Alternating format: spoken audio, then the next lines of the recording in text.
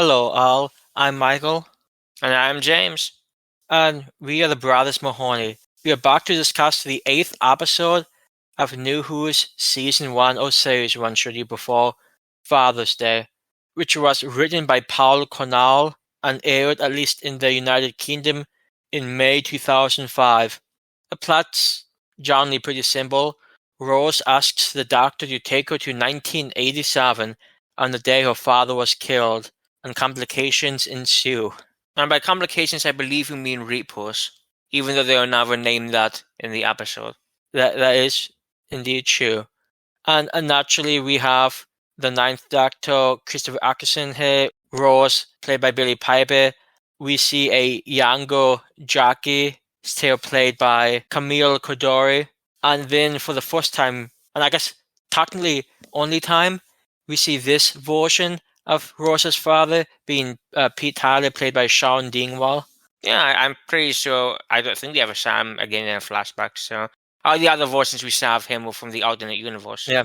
So Father's Day's always been a more interesting story in my view. It keeps things generally simple. It's somewhat of a low-key story. It has some emotional resonance thrown in. In fact, I think that's easily what stands out about the story, just the emotions it brings forth. It pretty much follows Rose and her desire to, how do I phrase this? The desire to comfort her father as he's dying, but of course, in the moment, and what causes the crux of the episode is she can't watch her father die. So instead, she saves him, causing, well, as you can imagine, all types of paradoxes, and that does not go well. It's interesting because there have been discussions about, why haven't we seen the Rebus before? Or why haven't we seen them again? And the doctors explained a little about why we haven't seen them before, that his people had a way of dealing with paradoxes, and when his people were around, they were able to stop things like this from happening. Of course, the Talmuds aren't around anymore, so I guess we get the Plaza of the Reapers to take care of these things. Unless the doctor phrases it, I believe he says it's like sterilizing a wound, basically, what they do. Yeah, and I think the line, because I'm quoting it because I think it was interesting, but the line the doctor says is, "There used to be laws stopping this kind of thing from happening. My people would have stopped this, but they're all gone now."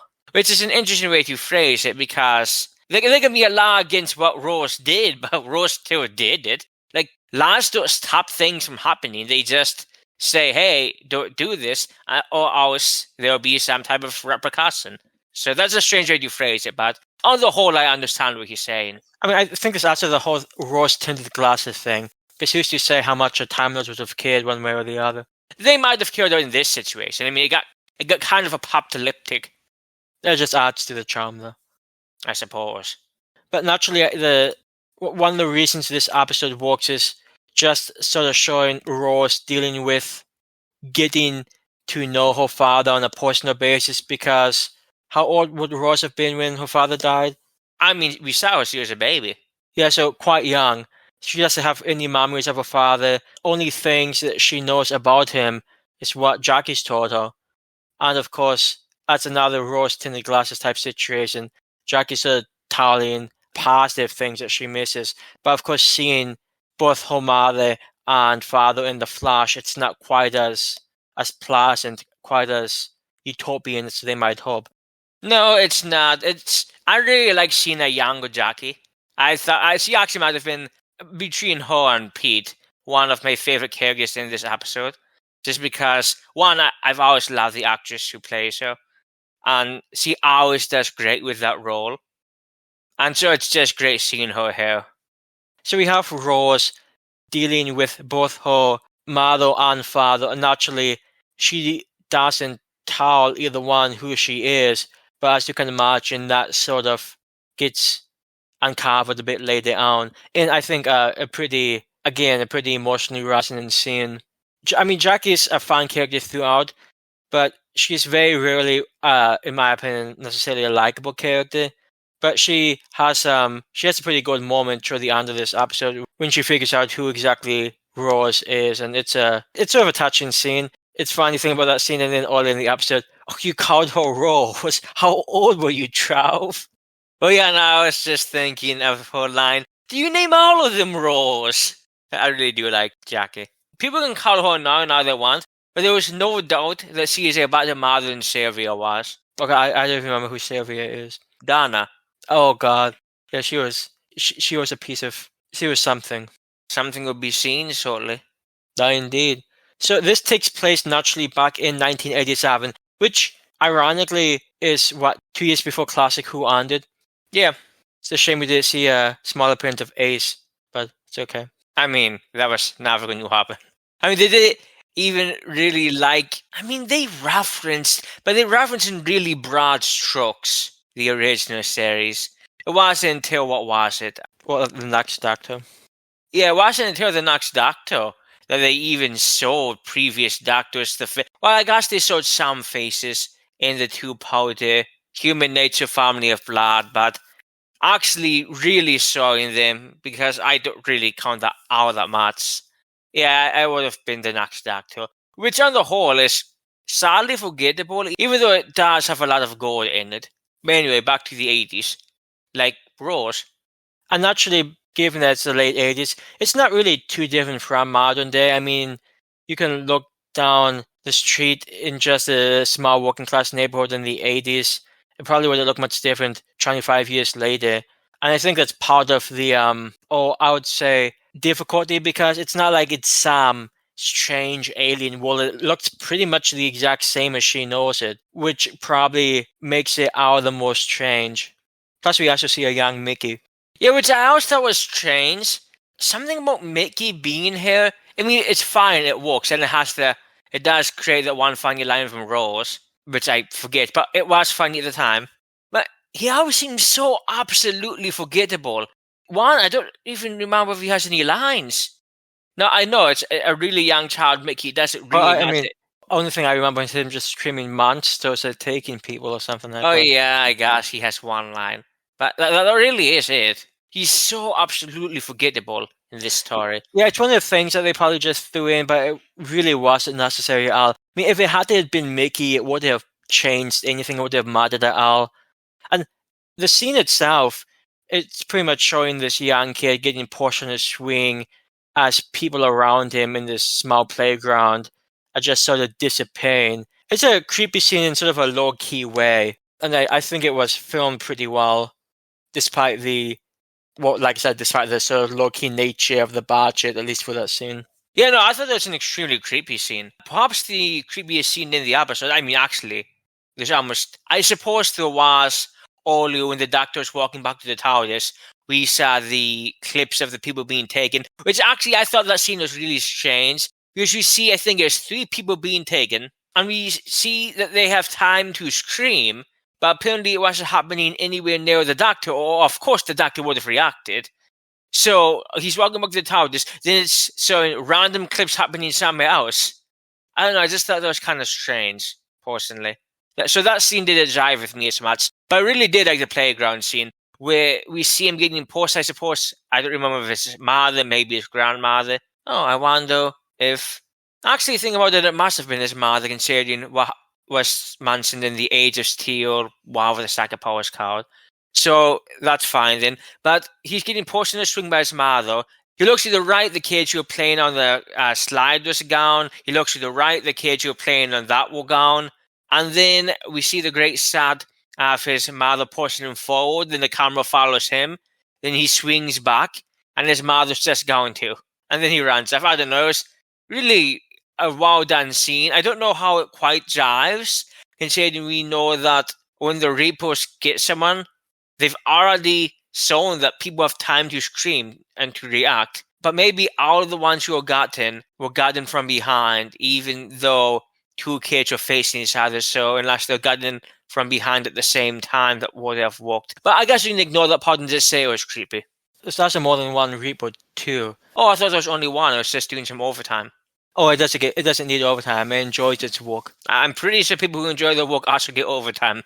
One thing that always stood out to me, and when I say always, that's probably a lie. I probably didn't notice it until much later in life. That's just my way with words. And this is a small thing that's of little import, no relevance to this story, but that's part of the joy of listening to us. We sometimes talk about important things, sometimes talk about things that aren't important whatsoever.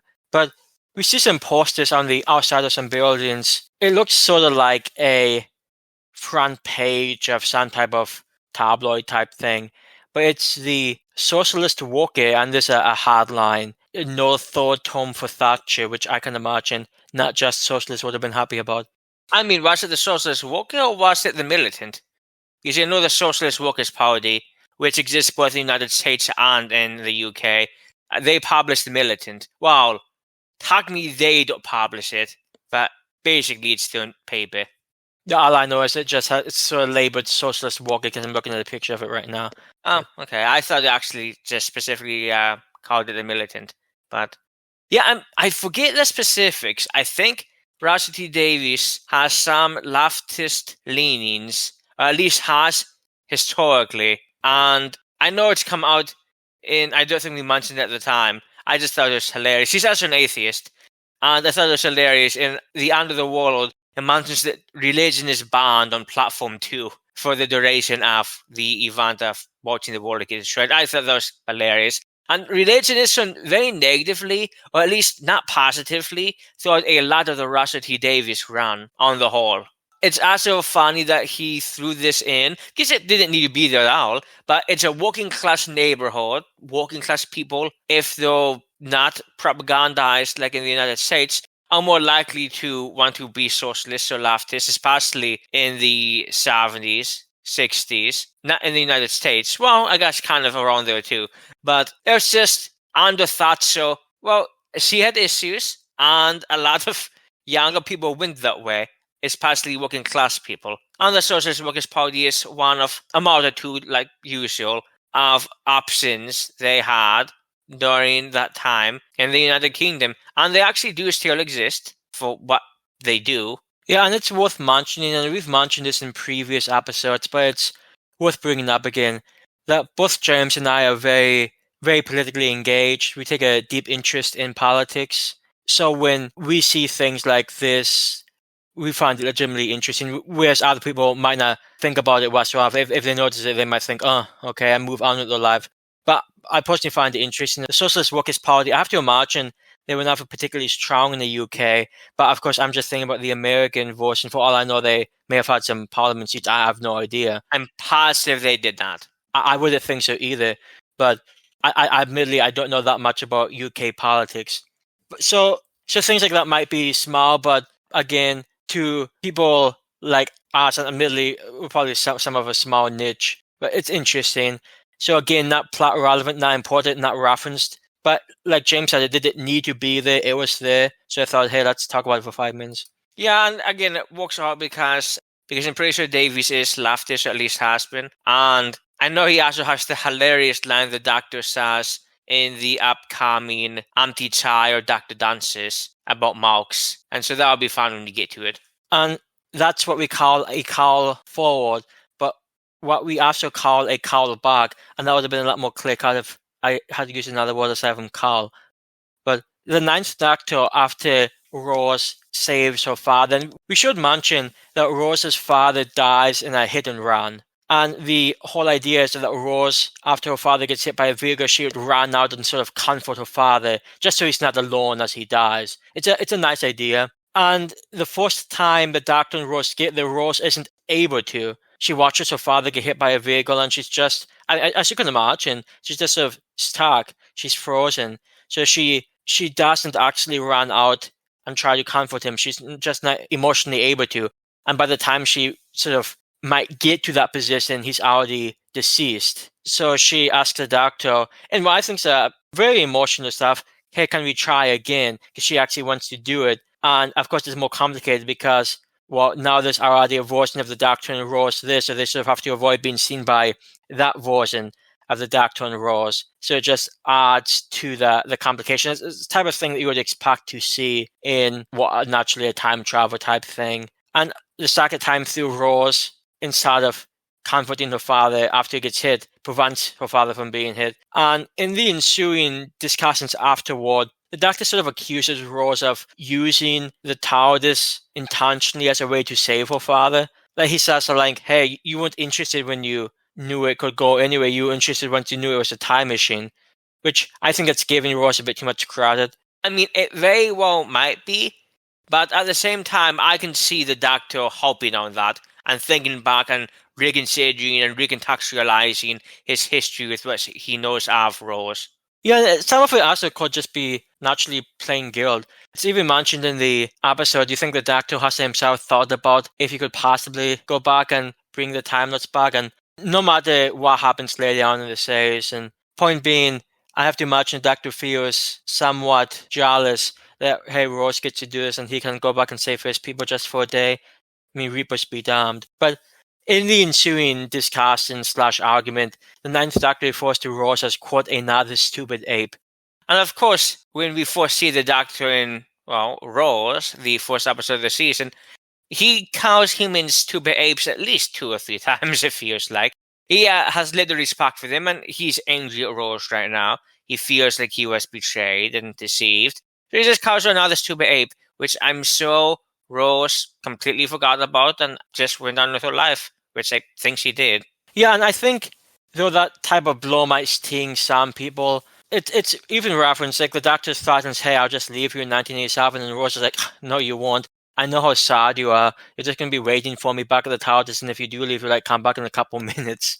So I don't think she felt particularly threatened by the Doctor potentially leaving her there. And I think it also shows that Rose has at least decent insight into the type of individual the Doctor is. I mean, she has been traveling with him for a while. I did enjoy a lot of her interactions with her father. I mean, they were awkward because not as awkward as Yas when dealing with that situation in, what was the hideous episode called? Demons of the Punjab.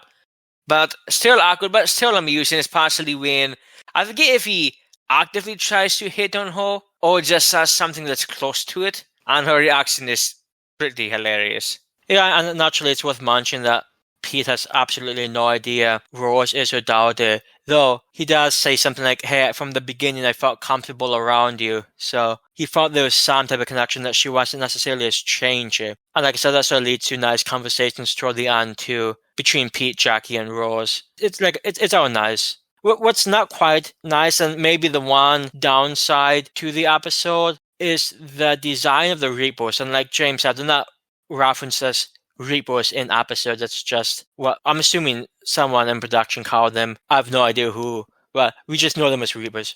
The CGI for these creatures isn't exactly great. They look, well, they don't look good. I'm not sure if I want to go as far to say as they look terrible, but I can say they don't look good, which is sort of disappointing. But at the same time, we mentioned before that they spent a good amount of the budget on the second episode, so they can only do so much.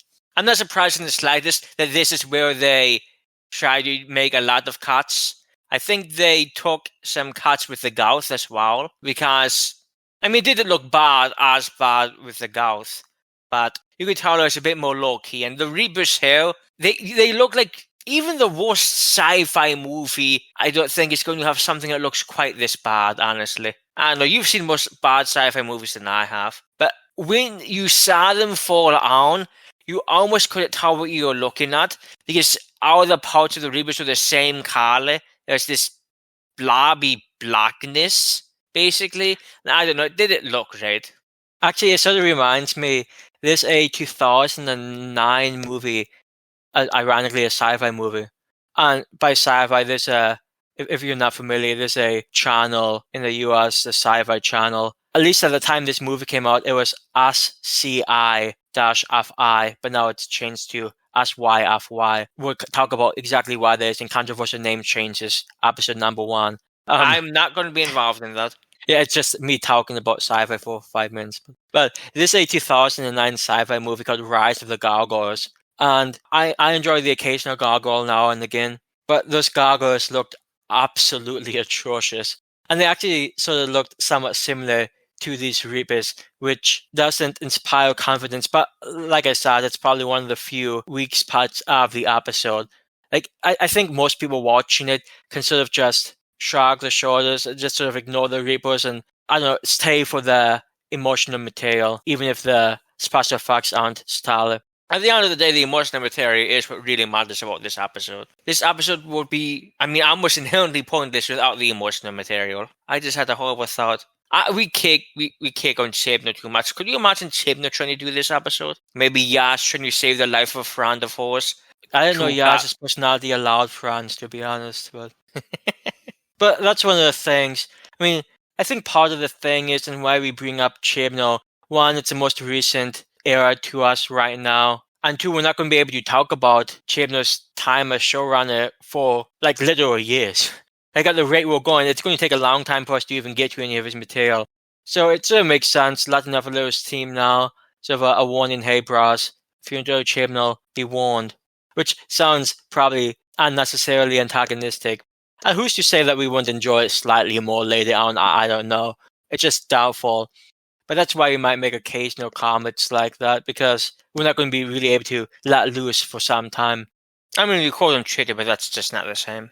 One thing I did like, in fact, one thing I really liked in this episode is the inclusion of a couple that's about to be married. The whole basis is that a lot of people in this small section of the city are coming to a wedding. I can't remember. I think the bride-to-be's name's Sarah. I can't remember what the guy's name is.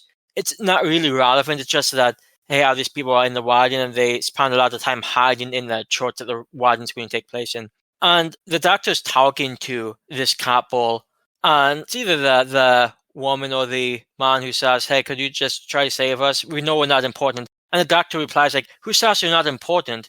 And he's later talking to Rose about how she saved her father, and said that the paradox cast as a man alive in a world who wasn't alive before, an ordinary man. That's the most important thing in creation. And this doctor isn't known for his bouts of humanity. He's a very bitter man. Like James said, he's called humans, quote, stupid apes multiple times before. He doesn't generally seem to care much, at least he doesn't abide the foolish human. But he does still harbor that morality that everyone's important. And that line was a somewhat simple piece of dialogue. In Ordinary Man, that's the most important thing in creation. But it did immediately remind me of that line from the 11th Doctor in A Christmas Carol. And as you know, Matt Smith is a far, far different Doctor than what Christopher Eccleston was. But the underlying message is the same. I just wanted to give the quote from A Christmas Carol, although I imagine many people know the quote I'm talking about. Nobody important, blimey, that's amazing. Do you know, in 900 years of time and space, I've never met anyone who wasn't important before. And that's the type of thing that Matt Smith would say to people, probably not in an uncommon basis. Amusingly, the Ninth Doctor doesn't say it. He says something similar to the couple, but he's talking to Rose when he says that in Ordinary Man, it's the most important thing in creation. And it's that underlying philosophy that the Doctor has. It's nice to see, despite the different personalities between different Doctors, it's one thing that's going to remain unchanged. Yeah, and also he reminded me a bit of David Tennant in this episode too. Mostly when he was talking to the married couple, when he's talking to the married couple, he says, I've traveled to all sorts of places, done things according to Martin, but the way you two met, meeting in a street corner, they had mentioned previously that they just met randomly, as it is, at 2 a.m. on a street corner, just getting a taxi.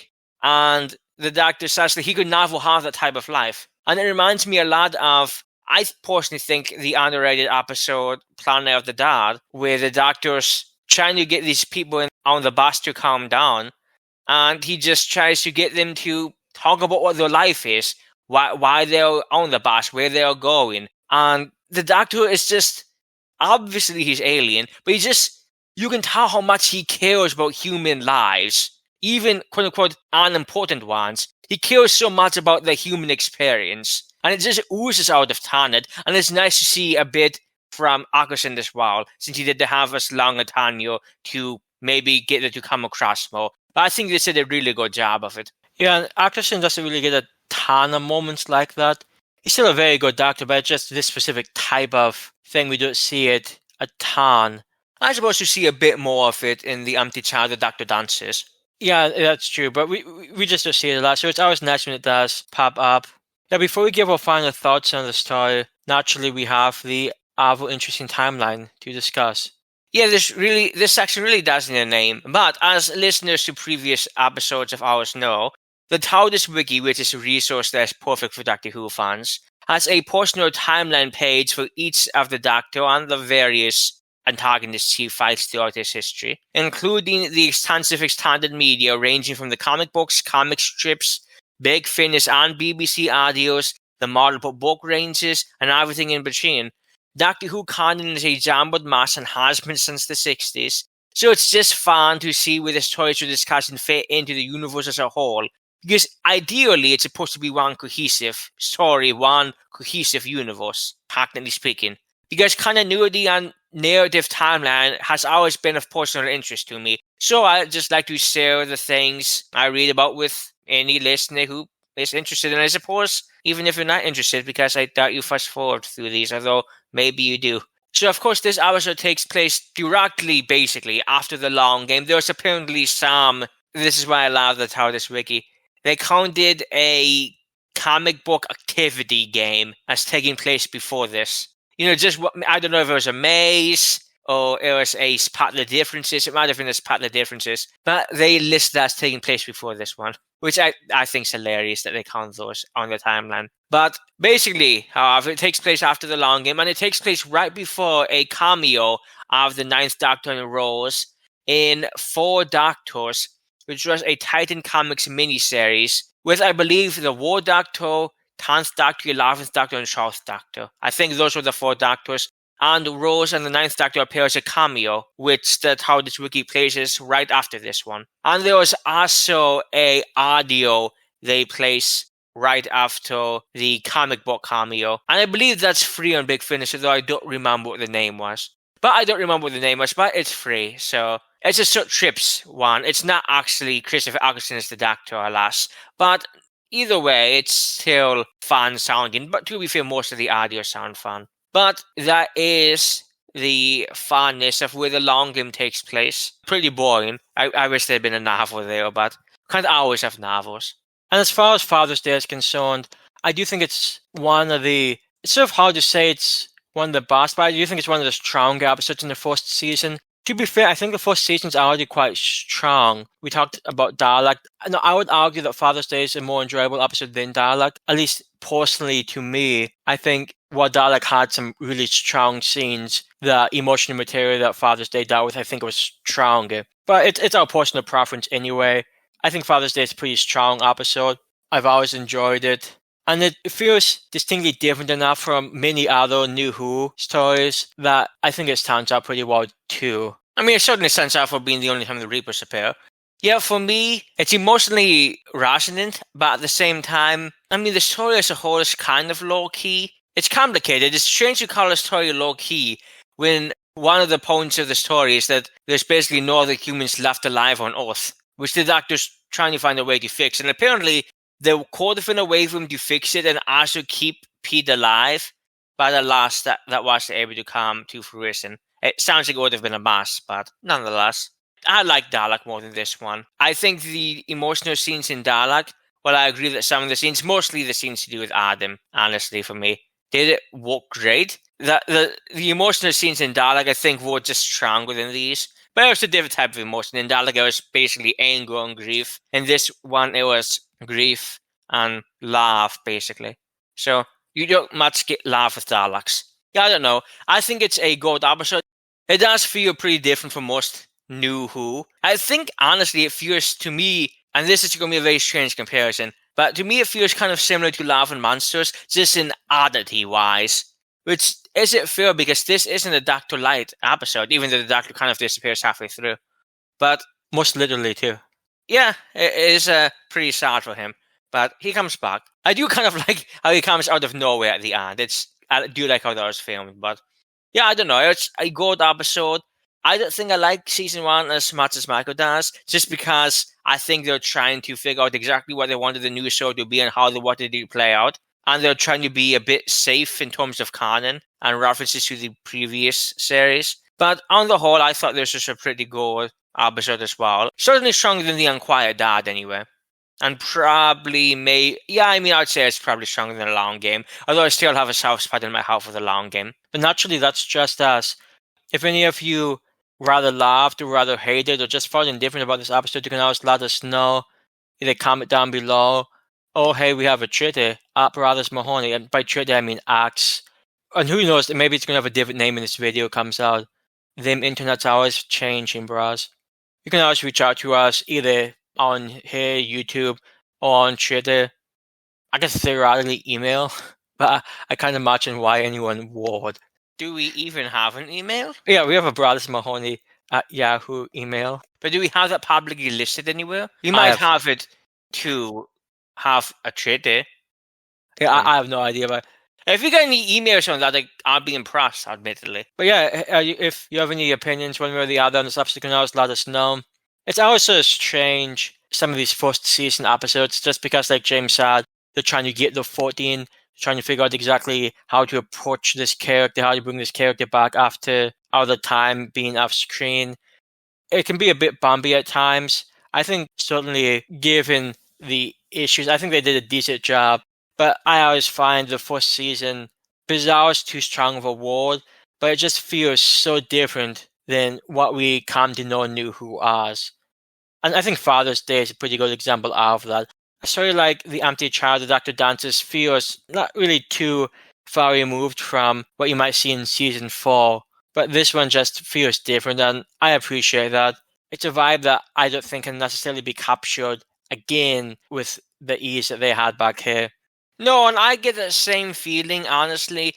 I get it from this episode, I get it from Boomtown, and I also get it from both Tooth and Claw and New Earth. They feel something about those, I don't know if cheap's the right word, but there's just a feel to those. And again, kind of Love and Monsters. And honestly, like I mentioned previously, The Unquiet Dad as well.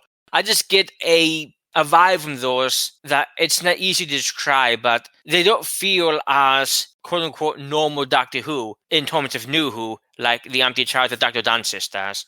And mostly Dalek, although Dalek again had those strange scenes with Adam. I don't know what it is. I don't know if there's a certain tone that I just don't know to describe it, but either way, on the whole, though, Father's Day is still certainly on the bottom half of the episodes of the season. Now, with that done, what do we have coming up next? Coming up next, we have another Third Doctor one, and this is one of those long ones that we said sometimes task us. But I'm pretty sure this is one of the better long ones.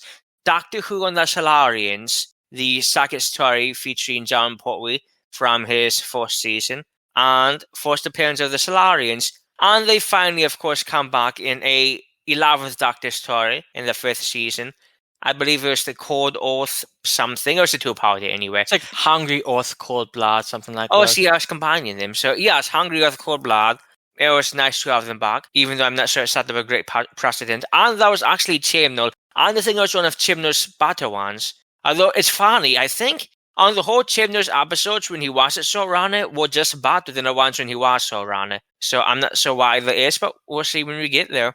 But yeah, next is Doctor Who and the Solarians. And I'm pretty sure we've only seen this one once before, so I'm certainly looking forward to revisiting it. Yeah, I am as well.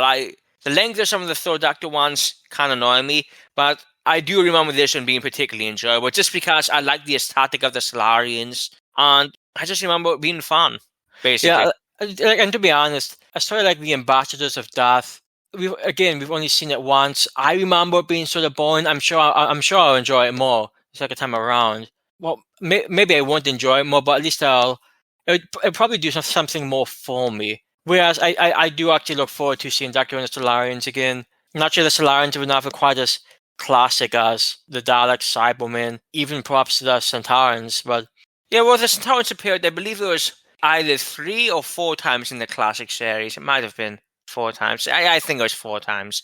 And the Solarians only appeared twice in the classic series, so... Yeah, unfortunately, the second time was Warriors of the Deep, which many people don't necessarily care for, which is a 5th Doctor story. But, well, I think that's unfair. We've only seen that one once, and I don't remember it being horrible. I know people mock it, but I think a lot of people mock it for the special effects, which to me don't matter at all. I've always been able to look past the special effects when it comes to classic Who. I don't know. I'm looking forward to that as well, but Yeah, but coming up next, we have Dr. Solarian, so be ready. As always, this has been the Brothers Mahoney. I'm Michael. And I'm James. And we wish you a pleasant day.